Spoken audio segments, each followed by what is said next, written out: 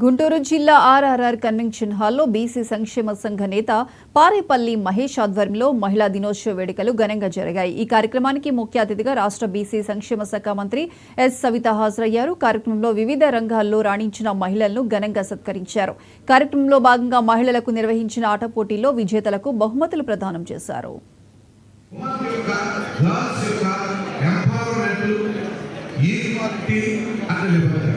అలాగే కుమారి రాజ్కుమార్ గారు, అంతేకాకుండా సరళ గారు, ఆమె ఇంతకుముందు